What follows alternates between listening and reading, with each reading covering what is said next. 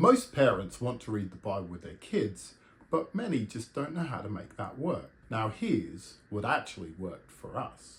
The biggest mistake is waiting for the right time, but we pretty much read the Bible every day. And usually it's the end of the day when the girls are ready for bed. It just becomes part of the rhythm. And when we've had international students staying with us, we might just read it at the dinner table so that everybody can be included in that. At the moment, I read one chapter of the Big Picture Story Bible for my 4-year-old and one chapter of the Biggest Story Bible Storybook for my 7-year-old. And both of them sit in for both readings. So they're hearing things both above and below their level. And that works really well. This is the part that actually makes it work. I don't just read the text, I try to bring it to life. And that's what really keeps them engaged.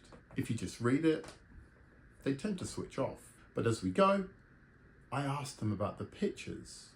I ask them, what do you think these people are feeling? I say, what do you think is happening here? I inquire, well, what do you think this means? And that gets them involved instead of just listening. And that makes a really big difference. Most people read the Bible a bit too flat.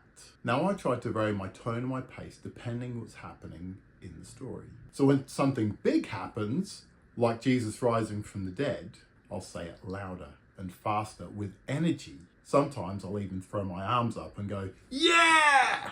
And that really helps. And it changes everything. I think if they see your enthusiasm, they're more likely to be enthusiastic too. Now this is their favorite part. Sometimes we turn the Bible into a bit of a call and response. When we're reading through the account of the plagues in Egypt, I will say to the girls, God says, let my people go. But Pharaoh said, no, I won't let your people go.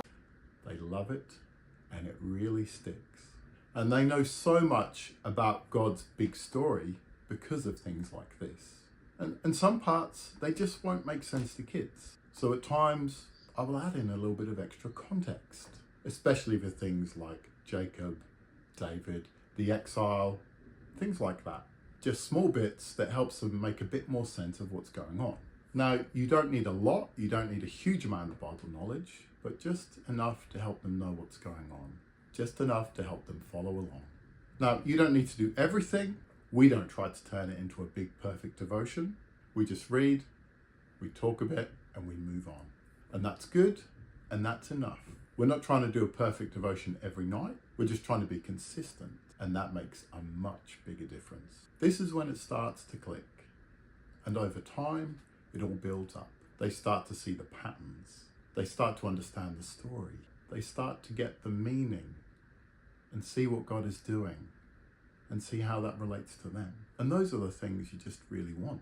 You want to see your kids understand. You want to see them connect with God. You want to see them grow in their little faith to blossom into a great faith tree. And reading the Bible with them can really help that happen. And you could be raising the next generation of disciples. And this is where it starts. If this is helpful, I'll be sharing more things like this that have helped us learn how to teach our kids the Bible. God bless, and keep reading with them.